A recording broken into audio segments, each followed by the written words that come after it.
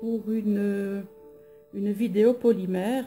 J'ai décidé d'utiliser la technique du Sutton Slice aujourd'hui et de vous faire une petite vidéo par rapport à cette technique.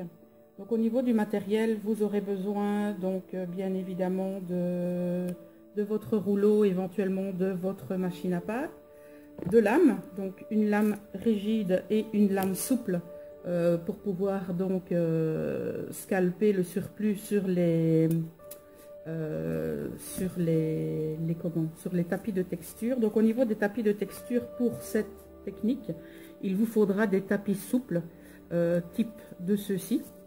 Donc je pense que je vais utiliser les deux pour voir les motifs différents. Vous aurez bien évidemment besoin de pâte. Donc j'ai décidé d'utiliser, j'ai déjà conditionné ma pâte. Donc je vais utiliser un dégradé, je vais utiliser un fond de pâte blanche.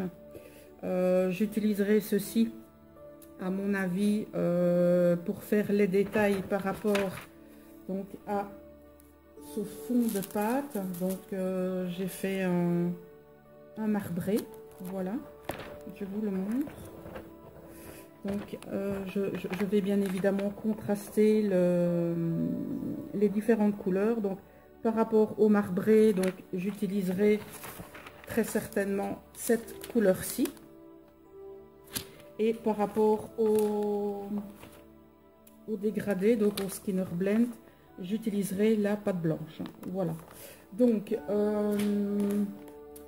comme vous connaissez, je présume très certainement cette technique, le but est de mettre la pâte au niveau des interstices de la plaque. Donc, plus la plaque est texturée, plus vous aurez du rendu sympa. Pour la pâte, il faut bien évidemment qu'elle soit bien conditionnée. Donc, qui veut dire bien conditionnée, donc que la pâte soit relativement molle pour pouvoir l'utiliser facilement. Donc vous allez prendre, moi je vais prendre un morceau de pâte ici. Je vais la travailler un petit peu pour pouvoir ensuite remplir les interstices de la plaque.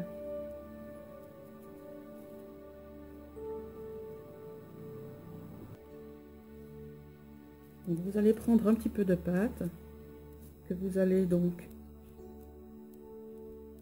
appuyer au niveau de votre plaque de texture pour que les motifs rentrent au maximum. Voilà. Alors vous avez deux possibilités, soit à chaque petit morceau, vous prenez votre lame pour scalper le surplus. Ça veut dire que vous faites ça au fur et à mesure. Ou alors vous remplissez le tout et vous scalpez d'une fois. Donc vous faites comme vous préférez. Ça, ce sera à vous de voir ce que vous aimez le mieux. Moi, je préfère faire au fur et à mesure. Voilà, tout simplement. Donc vous reprenez bien évidemment, on va appeler ça les chutes. Et alors on remplit la plaque jusqu'au moment où on a obtenu un motif suffisant pour pouvoir réaliser éventuellement un bijou. Donc si vous mettez votre lame bien horizontalement, vous ne risquez absolument pas d'abîmer votre plaque. Voilà. Donc on continue comme ça jusqu'au moment où on est satisfait du remplissage. Voilà, donc j'ai rempli une bonne partie de la plaque.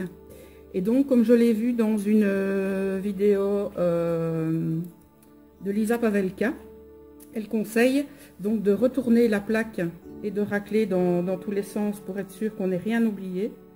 Parce qu'il faut bien évidemment que tout soit correctement raclé.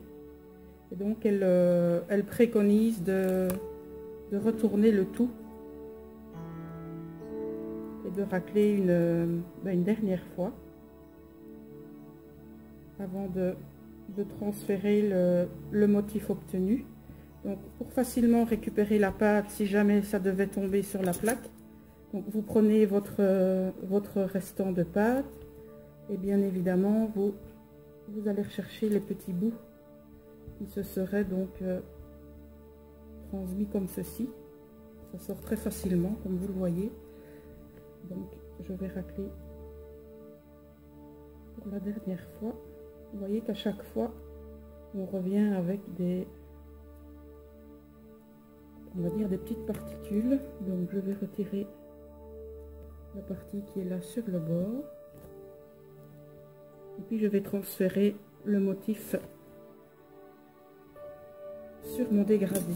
Donc, un petit coup de lingette sur les gants pour être sûr qu'il ne reste plus de résidus de pâte.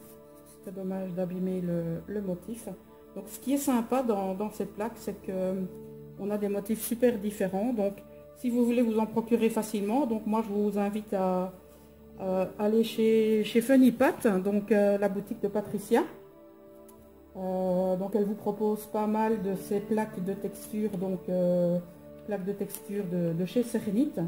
Donc n'hésitez surtout pas à vous rendre sur sa boutique et je suis certaine que vous trouverez votre bonheur. Voilà, donc vous mettez ceci, donc vous appuyez un tout petit peu pour que les pâtes puissent faire contact entre elles. Donc vous voyez, il me restait encore un petit peu de pâte, mais bon, ce sera l'envers, c'est pas bien grave, mais le temps de retirer tout de suite. Donc pour la précision, mais bon, je pense que c'est pas spécialement important, j'utilise la pâte donc de chez Serenite. Alors donc on retourne le tout. Et là maintenant, ce qu'on va faire, on va tout simplement retirer tout doucement la plaque et vérifier que, vous voyez, si quand vous soulevez la plaque, donc tout doucement, vous voyez qu'il y a un motif qui est resté donc dans la plaque, vous la remettez, vous appuyez à cet endroit-là pour que ça fasse bien contact. Donc c'est pour ça qu'il vous faut impérativement une plaque souple. Parce que si vous aviez une plaque rigide, ben forcément vous ne pourriez pas faire ce qu'on est en train de faire pour le moment. Donc vous voyez. Voilà.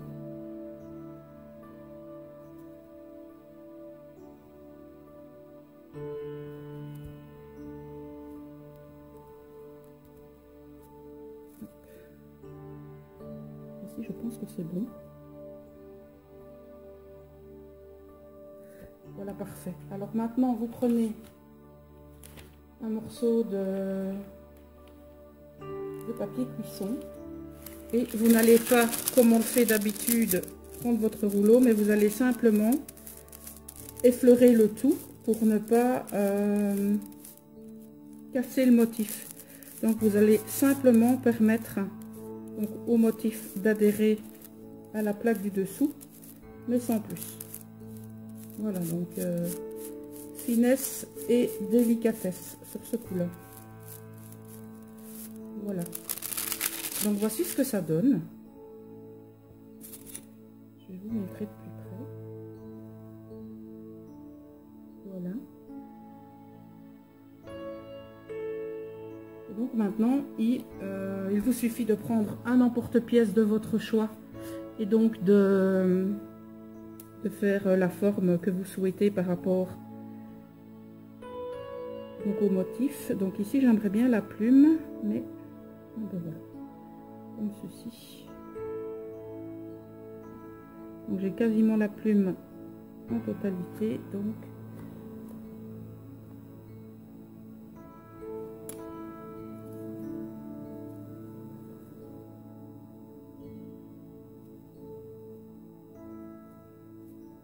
ça me paraît pas mal. Voilà, donc ce sera la base de mon pendentif.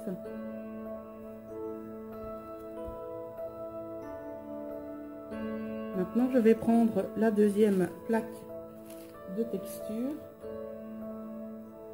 Je vais prendre de la pâte plus foncée pour pouvoir la poser ensuite sur mon marbré.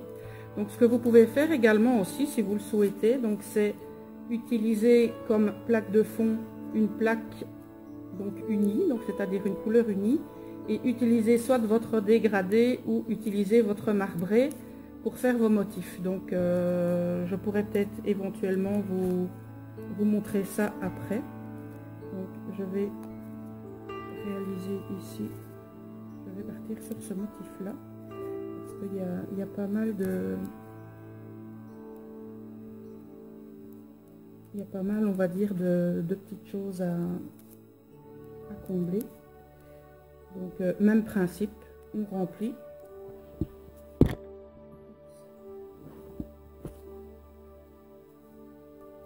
Donc même principe, on remplit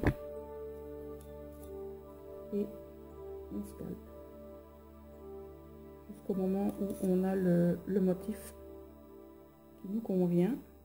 Voilà, donc on va remplir tout ça. Voilà, la plaque est terminée, elle est raclée, elle est prête donc à être transférée sur le fond. Donc je vais prendre le fond marbré que je vous ai montré tout à l'heure. Donc je vais le recouper un petit peu ici. Je n'aurai pas besoin de cette partie-là. Voilà. C'est un fond marbré que j'ai réalisé donc avec de la pâte blanche et des pigments, tout simplement. Et j'ai ensuite mélangé le tout et voilà ce que ça donne. Donc ce qu'on va faire, on va faire comme tout à l'heure. Voilà, donc on va faire adhérer tout ça. C'est une bonne idée pour le faire.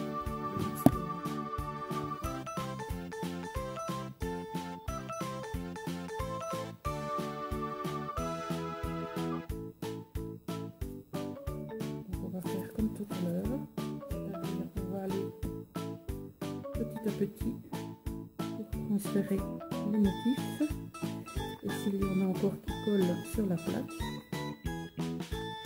il suffit tout simplement d'amalgamer avec le doigt. Cette plaque de texture est super intéressante parce que justement elle présente pas mal de motifs, on va dire, bien soutenus. Donc j'espère que ça va faire un chouette rendu.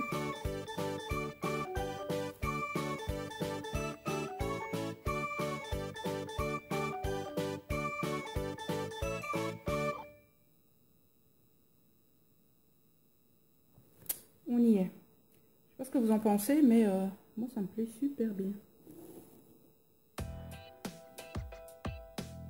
Voilà, donc on va tout simplement prendre le papier cuisson, comme tout à l'heure. On va donc amalgamer le tout. Ici les reliefs sont quand même plus importants. Donc le but est bien évidemment de ne rien déstructurer.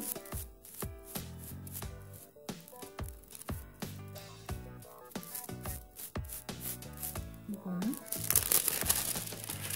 Alors au niveau de la forme que je vais lui donner, j'ai envie de partir sur quelque chose d'aléatoire. Je sais pas trop en fait, parce que tout me plaît bien. Donc, on va tester. Donc, je prends ça dans le souple. Je vais faire un premier essai comme ceci. J'ai vraiment envie de garder la partie là.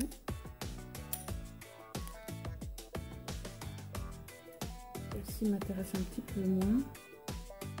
Et donc pourquoi pas faire quelque chose comme... Non, pas comme ça. Je le fais bomber comme ça. Oh, ça peut être intéressant. Et c'est parti.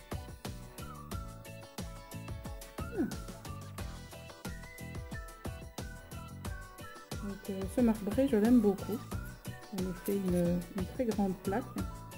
Donc je pourrais très certainement l'utiliser. Donc je vais vous le mettre à l'endroit. Qu'est-ce que ça donne? faire autrement. Comme ceci. Voilà.